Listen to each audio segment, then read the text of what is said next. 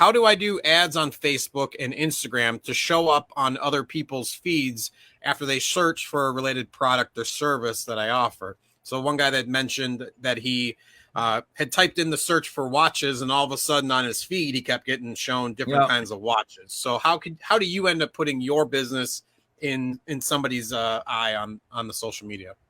Well, there's two ways I'll touch on there. One, if they've looked at your ad or content that you've created, there's a way that you can be a remarketing by building a Facebook or a Meta audience to reach people that have already interacted with your ads. That's one way that you could reach people that have already interacted with you. So if they've searched for a product or services, looked at your product or service, you can continue to keep it in front of them.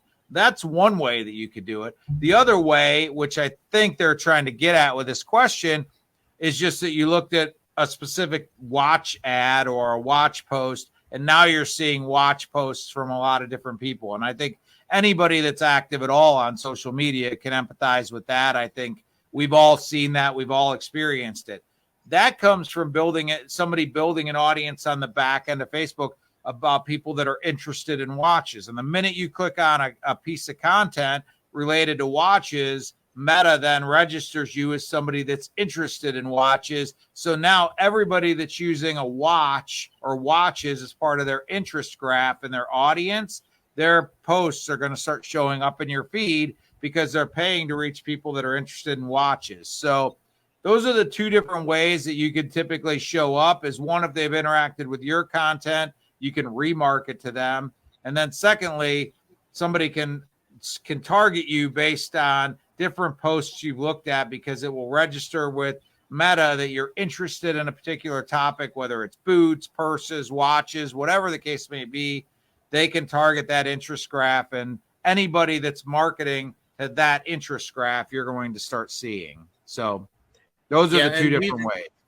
And we've talked about this a bunch, and it's one of those things I know we'll hammer home. That's why don't just use the boost button to just throw money at something. Make sure that you have one of these audiences created. Otherwise, say you're throwing that out and you're hitting people that aren't in the market for a watch. And it's like you're just wasting your money by putting that content in front of them when you should be trying to market to, like you said, that specific interest group or people that are in the market for it. And just make sure that you create an audience or create some sort of subset group that you're targeting versus just saying, I'm putting $300 down and I'm just going to market this out.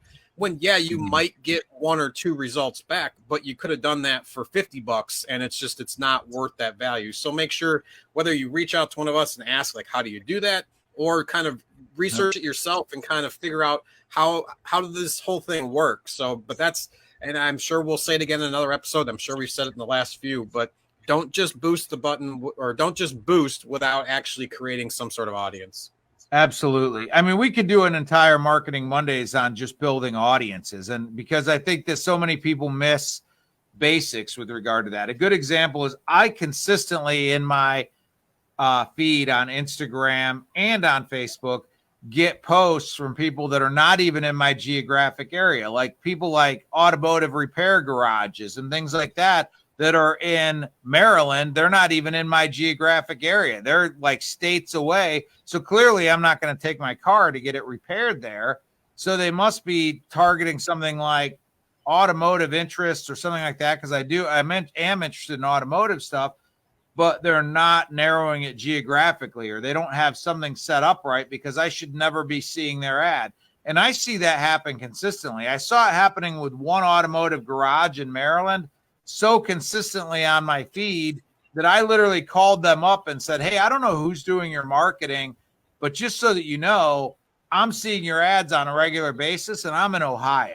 Like, I felt the need to actually reach out to them and say, something's not set up right, because I'm seeing your ads on a regular basis in Ohio, and I should not be. So setting up an audience properly is going to make sure that you're getting every possible return on the money that you're spending. You're not wasting any of it, putting it in front of people that aren't interested.